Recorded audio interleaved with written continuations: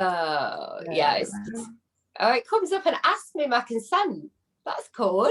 Yeah, there's lots of different settings you can set it on when you kind of log into Zoom and stuff. Right, so going live. So we should be live in the group.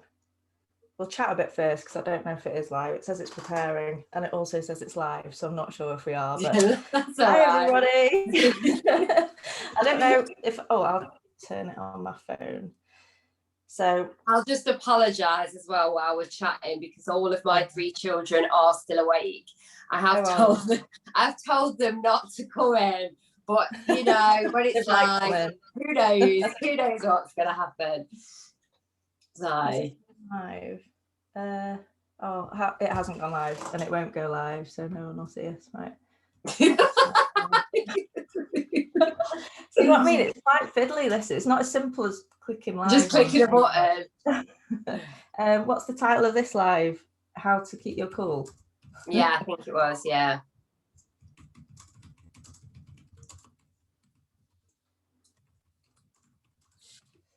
There we go.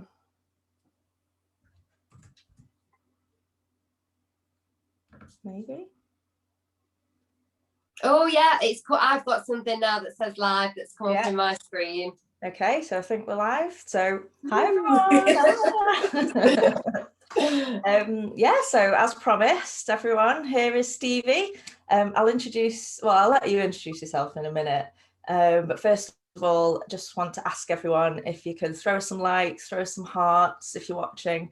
And if you watch on replay, could you put #replay? And that's really to get this video kind of up to the top so everyone else in the group can see it, because sometimes it slips down and people can't see it. So if you keep liking and hearting and commenting, if you've got any questions for myself or Stevie, then just pop them in the comments below and I'll try and multitask again. I don't think I'm very good at multitasking, but I'm going to look on my phone and check to see if there are any questions from you.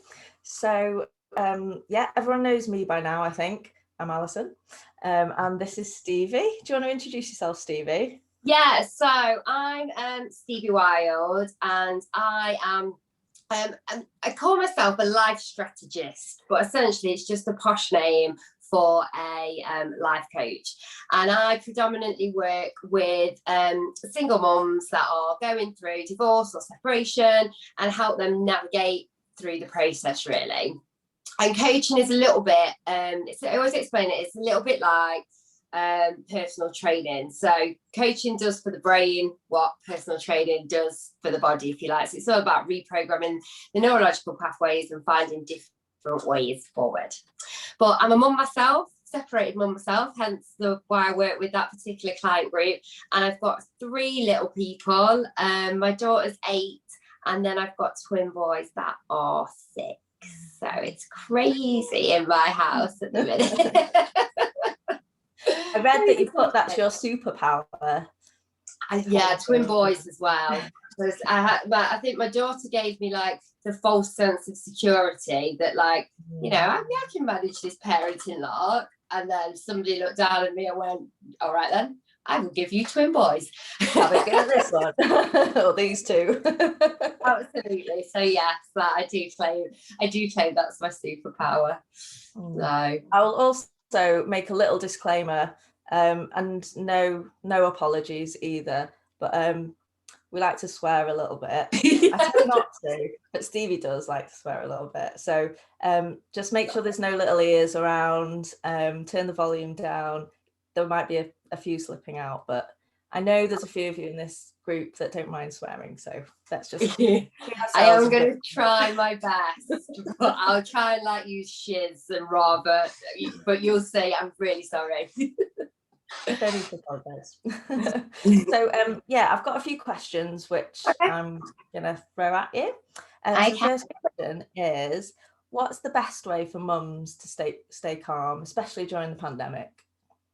Okay, well, it all starts, I think, first of all, with prevention. And what I talk to a lot of my clients about is mums have to put self-care at the top of their agenda. And as mums, you know, we more often than not, we put our needs to the bottom, because everything else needs doing. You know, you've got the washing, the cleaning, the working, everything that you need to get done, that your needs just kind of get forgotten about. And you won't believe how many mums feel guilty for taking that time. But the reason you need to do that is because as mums, we are the glue. We hold the whole family together. And if we're broken, everything else around us falls apart.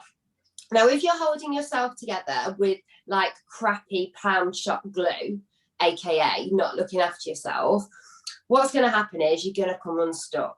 Whereas if you've got like a rock solid self-care game, then you're going to feel like you can deal with more. So what it is, it's about preventing you kind of losing your shit in the first place. Now, I'm sorry, I'm not even 5 minutes in. Now, like self-care, what I recommend is that mums, you need to have half an hour at least every single day. And there's various different elements of self-care and what that means to you. It could be just having a bath in peace. It could be reading a book. It could be, you know, doing your exercising. Whatever it is that makes you feel better, feel less stressed and more kind of connected to you, you need to make that a priority. And I would say self-care as well is even talking to yourself kindly and compassionately. Oh gosh, as simple as that. It could just be just checking in on your thoughts and making sure you're being kind, not critical. Absolutely. And that leads me nicely actually, Alison, on to my next thing, because we can look after ourselves, but what we're really, really good at as mums is we're really good at comparing ourselves to other mums. So we kind of look outwardly, and we, particularly at the minute when you've got all the homeschooling and stuff going on, we look outwardly and we're like, oh my God, they're doing this and they're doing that, and I haven't got that, and why can't I do it, and why am I feeling so stressed? Yeah, her over the road, Sheila over the road is so super calm, and why can't I deal with it? And we compare ourselves to other mums. So my message at the minute is no mum right now is absolutely loving life. Fact. And if you are a mum out there loving life, please come and tell me your secrets as to what you're doing. But there aren't any mums out there loving life right at this minute. So what you're doing is, when you're comparing it to what you perceive.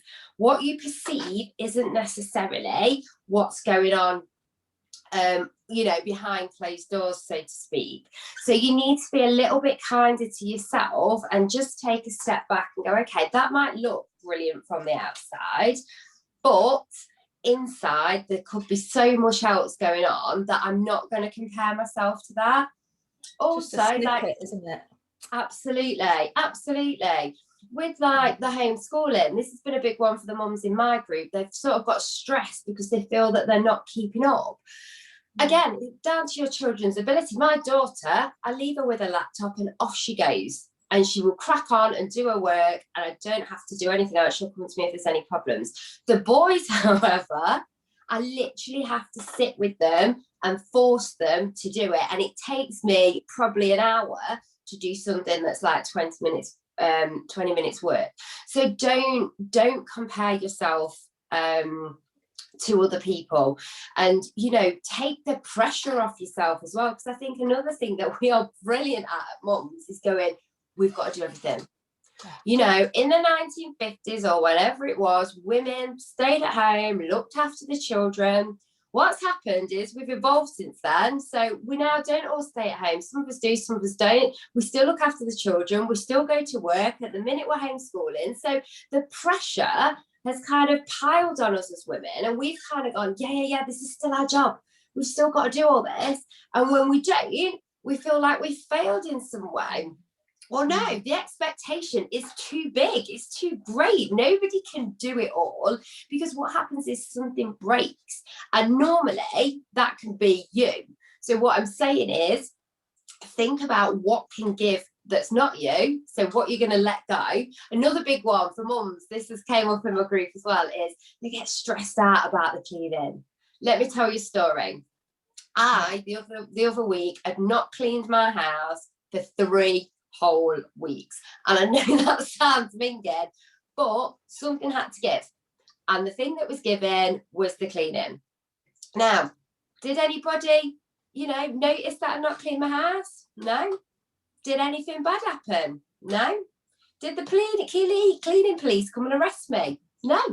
So when I could get round to it, I got round to it. But it's like these little jobs that as mums we're kind of like, we've got to do. And if we don't do them, that can kind of add to our stressors, if you see what I mean. Some things have got to give, haven't they? Mine Absolutely. definitely did. When I had COVID, I didn't clean it. I hadn't cleaned the house for a week before. Then I had COVID. Then it took me a week to recover. So same as you, I didn't clean mine for 3 weeks either, and I don't care. exactly that. But some ways, like, and so I know some people think this is like mumbo jumbo, and I say that because I used to think it was mumbo jumbo, but a really good way to kind of stay calm when That's yours. Yeah. Sorry about that. A really good way to kind of remain calm is to do just have that 5 minutes and do some kind of meditations. Now, it's not all kumbaya, sit with your legs crossed like this. There's lots of 5-10 minute meditations that you can get on YouTube. Just put your headphones in and literally just following. If you do a guided one, they talk you through breathing exercises, and just doing that is instantly going to calm you down. I love meditation. Emma, actually, who's watching now, says she does meditation. She's excellent. And I always have to get to a class as often as I can. And it is unbelievable. Just a half an hour, it can completely change how you feel. Absolutely. You wouldn't think it, would you? If there's any skeptics out there, I was that skeptic thinking, how is this going to calm me down? But absolutely, and just helps you. It helps release those negative emotions. It helps put a different perspective on things, and it just helps you feel more in control and calmer. Little people. Little people. On that cue, we'll go on to the next question. So how can mums avoid overwhelm? I suppose you've talked about these things then, haven't you? I think one of the key things is we try and do too much. Now, the brain this is a science, this isn't me making it up. The brain can only remember 3 to 4 things at any one time.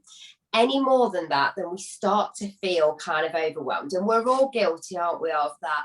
Oh, I've got to do this and I've got to do that. And then at 3 o'clock, I've got to be there. And then I've got to pick the kids up and take them there. And then this, and you can see why your stress levels start to rise straight away, because you're like, oh, I've got so much to do. I've got so much to do. Mm-hmm. So my top tip for sort of avoiding overwhelm is, first of all, brain dump. So once a week, what I do is I write everything. Oh, I'm still here. I write everything down.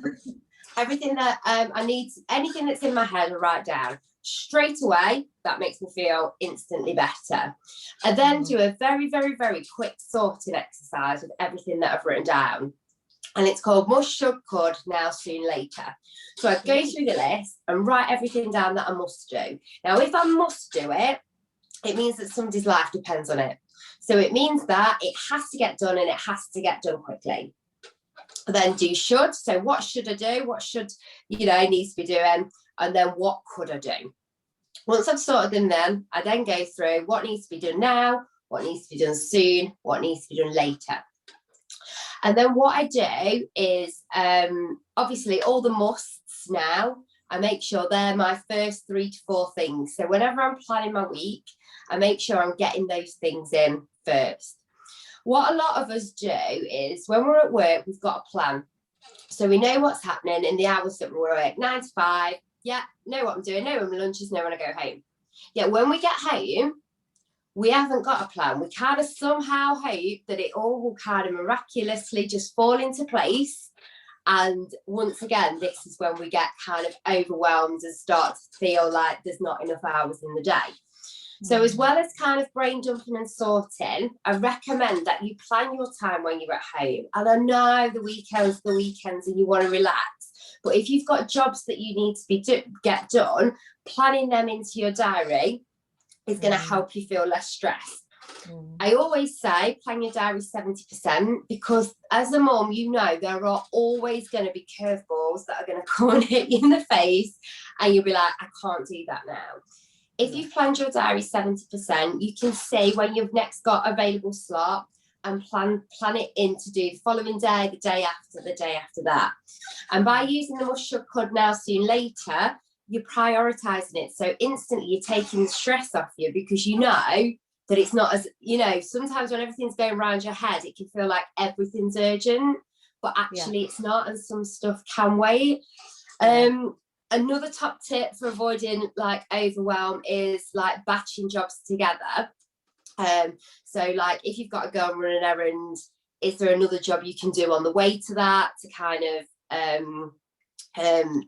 kill two birds with one stone? If you like. But yes, it literally is all in the planning, and it's sort of having a plan for your day. And I always say to my clients as well, plan your time in with your children as well, because if you saw my diary, I literally have everything in: when I'm going to clean, when I'm going food shopping, when I'm doing things with the kids. Because at a glance, another thing that comes up is like mum guilt, and when you're busy you can feel like you're not spending enough time with your children, and then this kind of eats you away, and then you get all the negative self-talk around not being a good enough mom, which is rubbish, by the way. But I literally plan everything in my diary and colour coordinate that, just so then at a glance it just, like I say, it just makes the stress go, because I'm like, all right, that's written down then, it's being done next week, I can forget about it now. I've never tried being that detailed before. I do in my phone put in my calendar like what I'm doing when, and sometimes it gets moved because you have to be flexible. Totally. Like you say. But I've never actually sat down and completely planned my week out, apart from like work and stuff.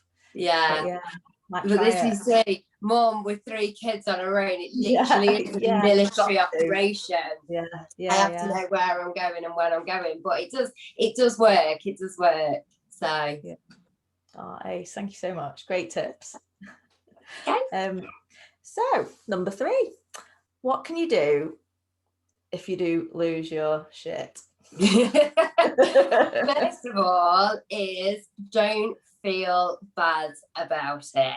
And I do just want to talk very, very briefly about mum guilt, because it comes up all the time.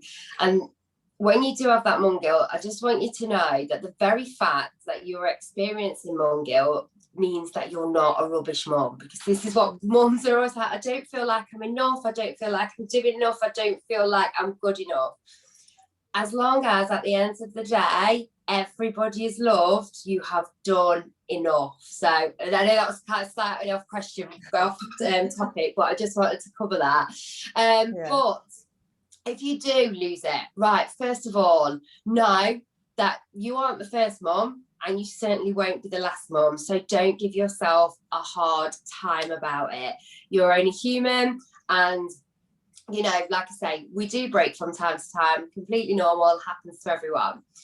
2, communicate with your children as soon as you can afterwards. So if you've got cross, or if you've got, you know, angry, explain to them, you know, that it's not their fault and it happened because of XYZ. Mummy feels tired, or mummy feels grumpy, or mummy's a little bit stressed with work.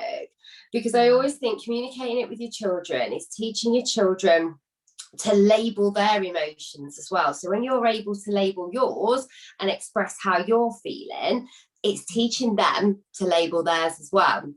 So actually, when you lose your shit, use it, switch it on its head and turn it into a positive, and take the lesson that actually, no, I'm teaching my child about emotions. I'm teaching my children how to deal with emotions. I'm teaching my children how to process them. And my main thing is don't feel guilty about it, and don't beat yourself up about it, because everybody does it. Just have that strategy in place, like I say, to communicate with the children. A better way is if you wake up, because sometimes, quite often, you wake up, don't you know when you're in a mood, you know when you're a bit touchy, you know when you're a bit grumpy. It is always better to communicate that before you've exploded rather than after, if you can. So if you do wake up and you're tired, you can, communicate that with your children. Mum's feeling a bit grumpy today, and that way they're not feeling responsible for it, because I think quite often kids can take it to heart, can't they, that they've done something wrong, when actually, when we're communicating how we feel to them before we kind of lose it, if we then do lose it, they kind of wonder, oh, mum's tired, or yeah, mummy said she was grumpy, and they sort of internalize that less. So that would be my advice there. I think about 6 weeks ago I lost it and shouted, and immediately when I did it, I apologized and, talked it through, and it really does help. But loads of tips there to prevent that from happening. And obviously, like, so important to kind of notice your triggers, isn't it? Notice those feelings coming up, and just kind of, absolutely. Like, my thing is, when I'm kind of really stressed, I'll just start cleaning and having a go at my partner for, not cleaning enough. And actually I realised that that's one of my signs, like, that I need to actually chill out, not clean more, but put things down. But it is so easy to lose it. I know the other day, like, overshare, time of the month. And, I said to little Lila, I was like, oh, mummy's really grumpy today. Just, let's have a nice relaxed morning, because I feel really grumpy. And she was like, why? And I was like, because I'm on my period. And she was like, you're on your period? But she knew then, when I was getting a bit short, I was like, come on, let's chill out and do some art and stuff, and you can work around it. But it's totally normal to lose your shit sometimes, especially now. Absolutely. We're so stressed and just really waiting to get to the end of all of this, aren't we? So. Definitely. And I think everybody's just doing their best, what they've got to do to get through at the minute. And like I said earlier, if everybody is loved at the end of the day, which I'm sure they are, then you need to be telling yourself that is enough, because it absolutely is. There is enough external pressures from the world right now. Don't you be adding into that. Yeah, exactly.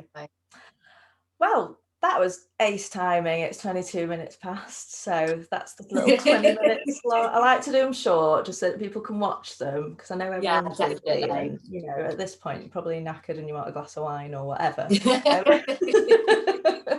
So where can people find you?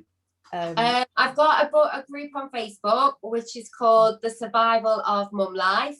Am I able to post the link in the comments? So what I'll do is I'll pop the link in the comments if any of you want to hop over and see me probably swear a little bit more and talk. I'm in the group and it's lovely. It's got such a lovely feel. That's nice. Thank you. That's nice. And your live, you do a lot more lives than I do. Always full of energy. You're ace. I try. Oh, thank you so much for joining us, Stevie. No, thanks for having me. You're welcome. Now it's time for me to try and turn it off. So I remember how to do it now. So bye, everyone. All right. See you later. Bye. Bye. There we go. And that's it. Oh, that was awesome. Was that all right? Yeah, brilliant. Cool. Yeah. Ace. Thank you so much. No, thank you for having me. Link I'll go and do that. I'll go and do that in a minute before I have my pudding. Yeah. Oh, your kids are good for not coming in, aren't they? Well, one of my little lads were just going through a diagnosis at the minute, and it was if I could hear, I thought this is going to go one of two ways. It's either going to kick off or it's all going to be fine. And it was, unfortunately, it was all fine. So yeah, we're going to see it now.